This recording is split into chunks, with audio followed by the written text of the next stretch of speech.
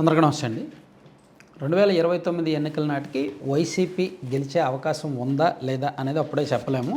So నేను దానికి సంబంధించిన అంశం ఈ మ్యాగజైన్లో రాశాను. కావాలంటే ఇది తెప్పించుకొని మీరు చదవచ్చు. మన ఫిబ్రవరి నెల మ్యాగజైన్లో జగన్మోహన్ రెడ్డి గారు మళ్ళీ గెలుస్తారా లేదా, సీఎం అవుతారా లేదా అనేది చాలా డీటెయిల్డ్గా రాశాను 4 పేజీల్లో.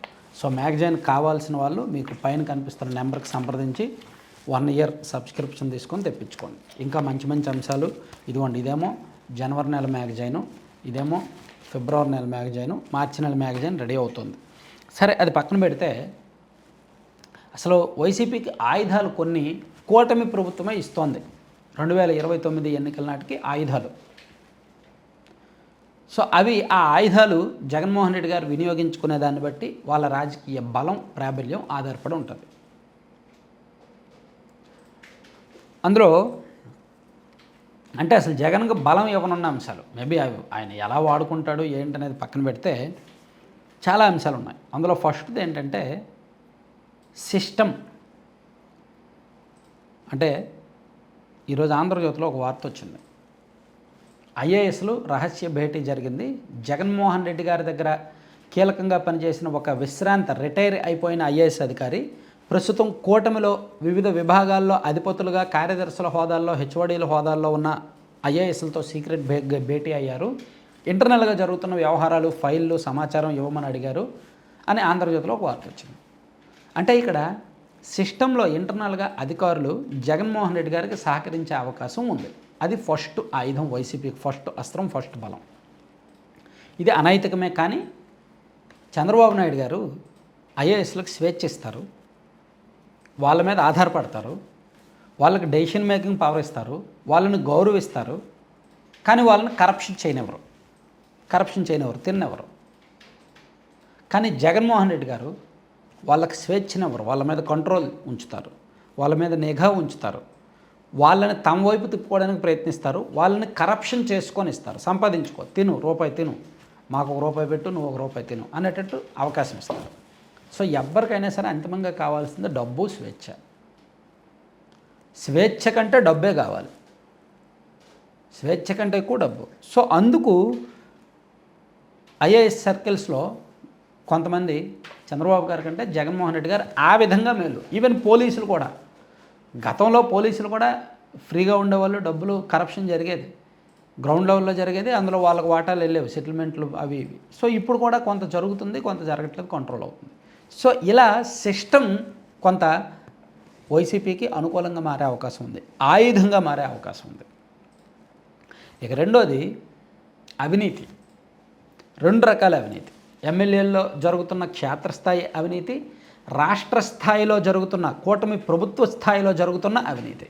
కూటమి ప్రభుత్వ స్థాయిలో అంటే షిరిడి సాయికి ఇస్తున్న కాంట్రాక్టులు కావచ్చు, అండ్ ఏఎంఆర్ వాళ్ళకి సంబంధించిన కొన్ని ఈ రాయల్టీలు, వసూళ్ళు ఇది కావచ్చు, లేదంటే ఇంకా వేరే వేరే అవినీతి వ్యవహారాలు, భూ కేటాయింపులు అవి ఇవి ఉన్నాయి కదా.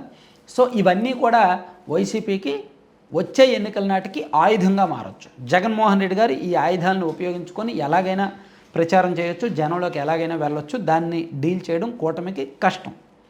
ఇక మరొక అంశం అప్పులు. వైసీపీ అధికారంలో ఉన్న 5 ఏళ్ళు విపరీతంగా అప్పులు చేసేస్తున్నారు. సో నేను అధికారంలోకి వస్తే అప్పులు తగ్గిస్తాను, సంపద సృష్టించి సంపద పంచిపెడతాను అని చంద్రబాబు గారు చెప్పారు. కానీ దురదృష్టవశాత్తు మన రాష్ట్రం చేసుకున్న కర్మ కొద్దీ గత 5 ఏళ్ళు అప్పుల కంటే ఇప్పుడు ఇంకా అప్పులు ఎక్కువ అవుతున్నాయి. అప్పులు ఎక్కువ చేయాల్సి వస్తుంది. మన రాష్ట్రం పరిస్థితి అంతే, అప్పులు చేయాల్సిందే, డబ్బులు లేవు. నెల నెల జీతభత్యాల కోసమే 3,000, 3,500 కోట్లు కావాలి, పెన్షన్లు, జీతాలు అన్నీ కలిపి. అండ్ ప్రతి నెల 1వ తేదీని సంక్షేమ పింఛన్లకు కూడా డబ్బులు కావాలి.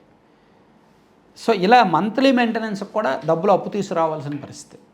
అందుకే ప్రతి నెల విచ్చలవిడిగా అప్పులు అవుతున్నాయి. తెచ్చిన అప్పుల్లో సుమారుగా ప్రతి నెల యావరేజ్గా ఒక 1,500 కోట్ల నుంచి 1,500 కోట్ల వరకు వడ్డీల రూపంలో వెళ్ళిపోతున్నాయి. అసలు కట్టాలి, వడ్డీలు కూడా కట్టాలన్నమాట. సో అదో పరిస్థితి. అంటే అప్పులు చేయాల్సి వస్తుంది, అది గత్యంతరం లేని పరిస్థితి, చేయాల్సిందే. సో అది కూడా వైసీపీకి ఆయుధంగా మారే అవకాశం ఉంది. ఇదిగో మేము అప్పులు చేస్తుంటే మీరు అప్పులు అని మమ్మల్ని అన్నారు, మాకంటే మీరు ఎక్కువ అప్పులు చేస్తున్నారని చెప్పి ఆల్రెడీ జగన్మోహన్ రెడ్డి గారు వైసీపీ వాళ్ళు ఆరోపణలు చేస్తూనే ఉన్నారు. అది ఎన్నికల నాటికి ఇంకా ఎక్కువ అవుద్ది. ఉధృతమవుద్ది, ఎందుకంటే అప్పులు పెరుగుతాయి కాబట్టి. ఇక మరొకటి వ్యతిరేకత. ప్రభుత్వం మీద సాధారణంగానే వ్యతిరేకత వస్తుంది. ఇప్పుడు ఆల్రెడీ కొన్ని వర్గాల్లో నిరుద్యోగుల్లో వ్యతిరేకత ఉంది, టీచర్స్లో వ్యతిరేకత ఉంది, అంగన్వాడీలు, ఆశాలు వీళ్ళందరూ కూడా ప్రభుత్వానికి వ్యతిరేకంగా ధర్నాలు చేస్తున్నారు. వీళ్ళకి గత 5 ఏళ్ళు ఆ ధర్నా చేసే స్వేచ్ఛ కూడా లేదు. సో వీళ్ళకి ఆ స్వేచ్ఛ వచ్చింది, ధర్నా చేసే స్వేచ్ఛ వచ్చింది. కానీ ఇప్పుడు వీళ్ళు ఏంటి, అది మర్చిపోతారు. అరే మాకు లాస్ట్ 5 ఇయర్స్ ధర్నా చేసే స్వేచ్ఛ కూడా లేదు కదరా, ఇప్పుడు కనీసం మేము వచ్చి మా డిమాండ్లైనా అడగగలుగుతున్నాం, ప్రభుత్వానికి గట్టిగా నిలదీయగలుగుతున్నాం అనేది ఆలోచించరు.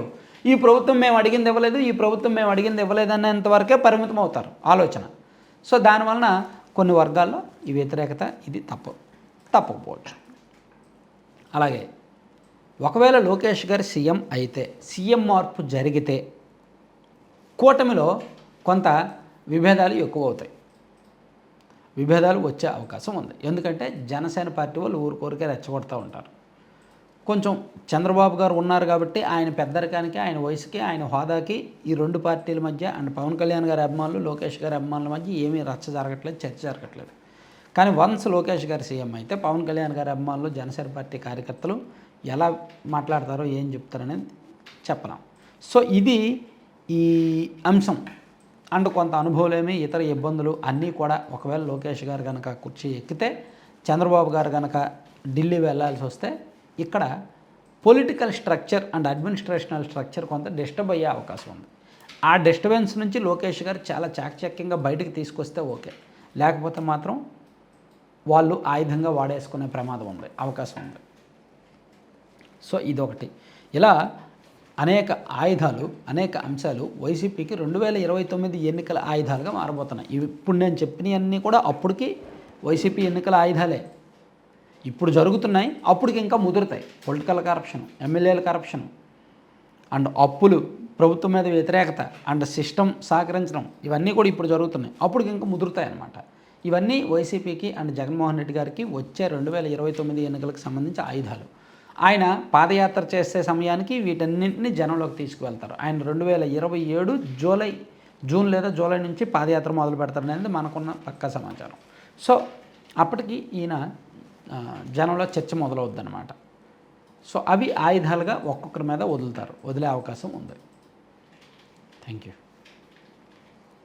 సో కంటెంట్ చివరి వరకు చూసిన ప్రతి ఒక్కరికి ధన్యవాదాలు. కంటెంట్కి సంబంధం లేకుండా స్క్రీన్ మీద మీరు ఒక యాడ్ చూస్తున్నారు కదా, లడ్డూపల్లెం.com అని.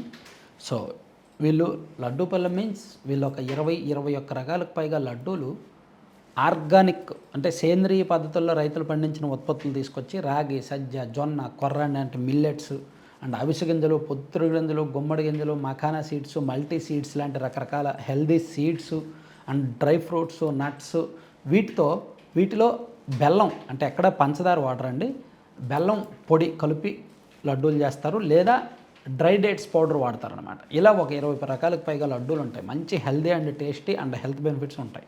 వీటితో పాటు హాట్ స్నాక్స్, మిల్లెట్స్తో హాట్ స్నాక్స్ ఉంటాయి. అలాగే అన్నిటికీ మించి వీళ్ళ దగ్గర మాత్రమే లభించే ఐటమ్ ఏంటంటే ABC powder, apple beetroot carrot powder ఉంటుంది and amla beetroot carrot powder కూడా వీళ్ళ దగ్గర ఉంటుంది.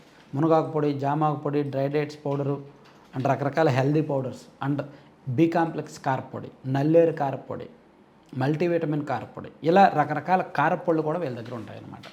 సో ఇవన్నీ మీకు కావాలి అంటే 9997839994 నెంబర్కి వాట్సాప్లో మెసేజ్ చేయండి, లేదా కాల్ చేయండి, లేదా లడ్డూపల్లెం.com అనే సైట్ విజిట్ చేసి ఆర్డర్ చేసుకోండి. ఎక్కడ ఆర్డర్ చేసినా 2 తెలుగు రాష్ట్రాలకు ఫ్రీ షిప్పింగ్ ఉంది అండ్ 10% వరకు డిస్కౌంట్లు కూడా ఉన్నాయి. Thank you.